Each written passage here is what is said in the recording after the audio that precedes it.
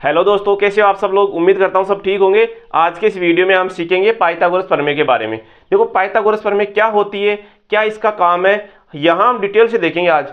Pythagoras प्रमेय है ना, ये लगती है समकोण त्रिभुज में। पहले तो ये पता होना चाहिए भाई ये कहाँ लगेगी, तो ये लगती है समकोण त्रिभुज में। अब त्रिभुज भी देखो कई प्रकार के होते हैं। मुख्य रूप से देखा जाए तो त्रिभुज 6 प्रकार के होते हैं। अब उन 6 में से एक प्रकार आता है समकोण त्रिभुज। तो अभी जो मैंने आकृति बनाई है ये समकोण त्रिभुज की बनाई है। अब समकोण त्रिभुज की क्या पहचान है कि इसका एक कोण 90 डिग्री आता है। या तो आप 90 डिग्री लिख दो, नहीं ये निशान लगा दो कोण का, इस तरह से 90 डिग्री आता है। त्रिभुज के तीनों कोणों का जोड़ 180 होता है। अगर एक का 90 निकल गया तो बाकी दो कोणों का जोड़ कितना आएगा, 90 आएगा। अब हो सकता है कि दोनों 45-45 आ जाए, या एक अगर 50 डिग्री का आएगा तो दूसरा 40 डिग्री का आ जाएगा। कुल मिलाकर जोड़ 180 रहता है।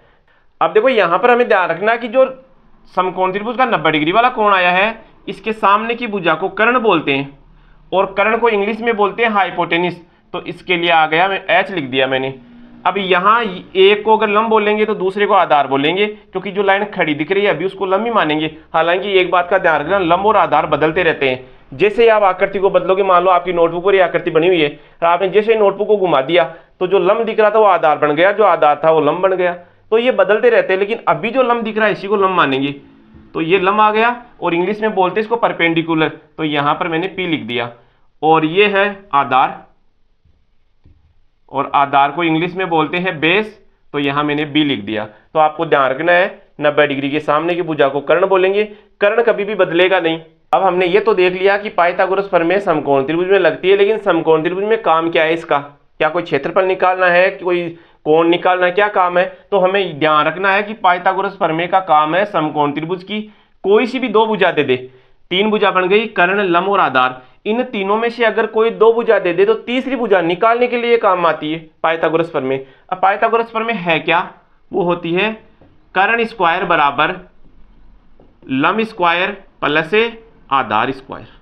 ये होती है पाइथागोरस प्रमेय। इसका मतलब ये है कि आप लंब का स्क्वायर कर दोगे और साथ में आधार का भी स्क्वायर कर दोगे और दोनों को जोड़ लोगे तो वो उत्तर आएगा कर्ण के स्क्वायर के बराबर। यानी कर्ण स्क्वायर है वो किसके बराबर आएगा, लंब स्क्वायर प्लस आधार स्क्वायर के बराबर। इस पाइथागोरस प्रमेय में आप तीनों में से कोई सी भी दो भुजा का मान भर दोगे तो तीसरी का मान अपने आप ही आ जाएगा। अब मान लो मैं एक उदाहरण ले रहा हूं कि मैंने ऐसे ले लिया कि मान लो इस समकोण त्रिभुज का लंब है वो 3 सेमी है और इसका आधार है ये 4 सेमी है, और पूछ लिया कि कर्ण बताओ। तो कर्ण निकालना तो हमें क्या करना है, लंब की जगह तो क्या बढ़ना है 3, और 3 का स्क्वायर हो गया। फिर आधार की जगह क्या बढ़ना है 4 बढ़ना है, 4 का स्क्वायर आ गया। और यहाँ इधर क्या आएगा कर्ण स्क्वायर। ठीक है, इधर तो कर्ण स्क्वायर हमारा चल रहा है। 3 का स्क्वायर करोगे तो क्या आएगा 9, और 4 का स्क्वायर करोगे क्या आएगा 16, और दोनों का जोड़ करोगे तो आएगा जोड़ 25। अब यहाँ कर्ण स्क्वायर बराबर 25 आया है, हमें तो कर्ण का मान निकालना है। तो इधर से जो स्क्वायर हटाएंगे तो इधर क्या लग जाएगा, अंडर रूट लग जाएगा। यानी ये वर्ग इधर आकर क्या बन जाएगा, वर्गमूल बन जाएगा। तो कर्ण का अगर मान निकालना है तो यहाँ 25 के क्या लग गया, अंडर रूट लग गया। और 25 का वर्गमूल करते हैं तो क्या आएगा 5। तो यहाँ से हमारा जो कर्ण निकल गया 5 सेमी आ गया।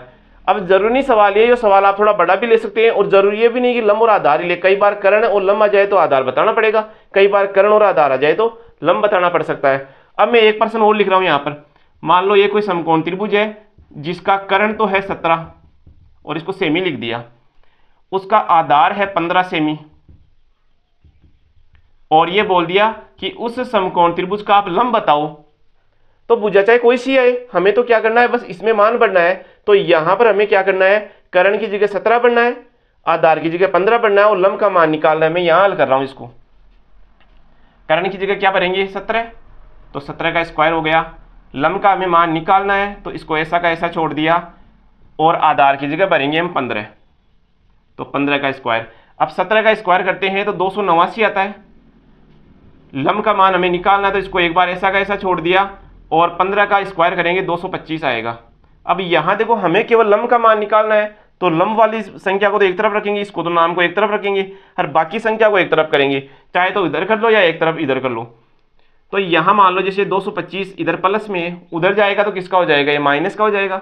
तो यहां लिख दिया 289 माइनस 225 बराबर आ गया लंब स्क्वायर। 289 में से 225 घटाओ, 9 में से 5 तो 4 आ गया, 8 में से 2 6 आ गया, और 2 में से 2 0 आ गया, यानी 64 आ गया। अब लंब स्क्वायर का मान 64 आया है तो अगर हमें केवल लम का मान निकालना है तो इधर क्या लग जाएगा, 64 के अंडर लग जाएगा, और लम का मान आ गया आपका 64 का अंडर करोगे वर्गमूल करोगे तो आएगा 8 सेमी। तो इस प्रकार से हम समकोण त्रिभुज की कोई सी भी 3 भुजा में से 2 भुजा अगर दे दे तो तीसरी भुजा निकालने के लिए इस प्रमेय को काम में लेते हैं। तो उम्मीद करता हूं आज की इस वीडियो में पाइथागोरस प्रमेय के बारे में अच्छी तरह से समझ में आ गया होगा। अगर समझ में आया, वीडियो अच्छा लगा तो वीडियो को लाइक कीजिए और चैनल को सब्सक्राइब कीजिए। धन्यवाद।